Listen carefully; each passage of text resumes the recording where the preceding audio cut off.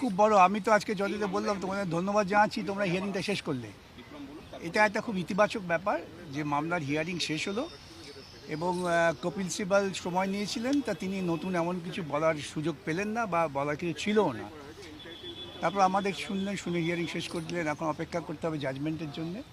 Judgement কখন দেবেন এটা বিচারপতিদের নিজস্ব ব্যাপার, এ নিয়ে আমাদের কোনো বলার কিছু নেই। যেটা কপিল সিবাল যখন বলছেন কি একটা রাজ্য কি রেটে দিয়ে দেবে, এগুলো তো আমি বললাম, নিয়ম দিয়ে আমি তো বললাম, সব রাজ্যকে নোটিশ দিই। আমি বললাম তো এইগুলো হচ্ছে ওয়ার্থলেস আর্গুমেন্ট। আমি ওয়ার্থলেস শব্দটা ব্যবহার করিনি, কিন্তু বলেছি ছত্তিশগড়ের উদাহরণ দিচ্ছিলেন। Baseless argument. আমার স্টেটে দিয়ে আমি পাবো, সেখানে ছত্তিশগড় কী পাবে তা নিয়ে আমার মাথা ব্যথা কী।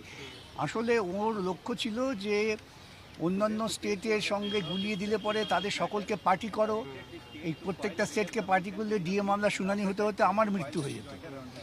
সেটা জজেরা গ্রাহ্য করেননি, বলেছেন না মামলা আমরা শেষ করে দেবো। শেষ হয়ে গেল। অন্ততপক্ষে এই মামলার তারিখের পর তারিখ নিয়ে মানুষ যে ক্লান্ত ছিলেন সেটা বন্ধ।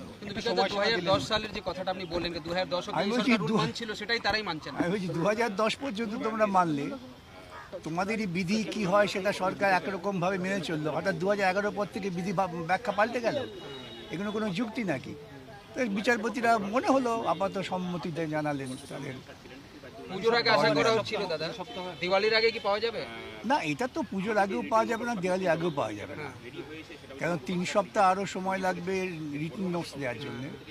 তারপর বিচারপতিরা বসবেন, কোর্ট ছুটি হয়ে যাবে। এটা দেখা যাক কবে হয়। এবছরে পেলেই খুশি হব আমি।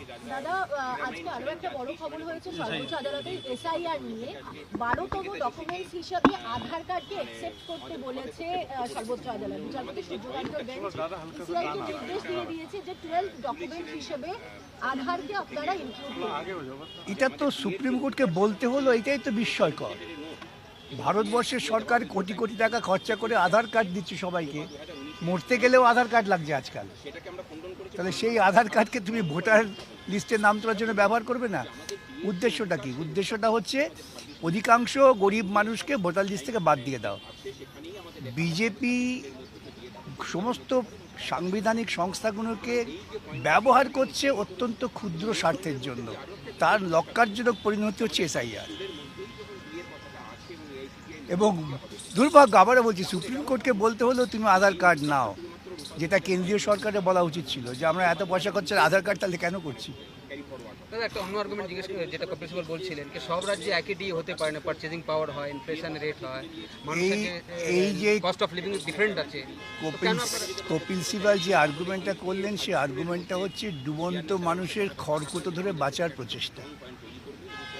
প্রত্যেকটা রাজ্য তার নিজস্ব বৈশিষ্ট্য আছে, নিজস্ব নিয়ম আছে।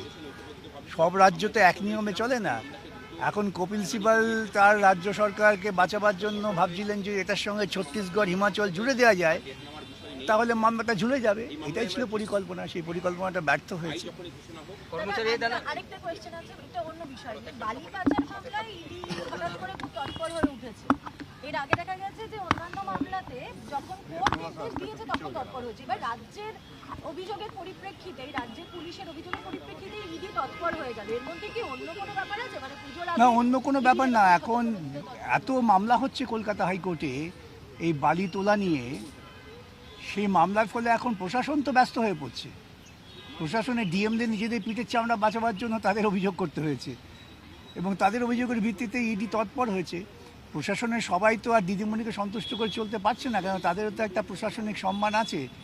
সেই জন্য কয়েকজন এরকম আছেন যারা বাধ্য হয়ে অভিযোগ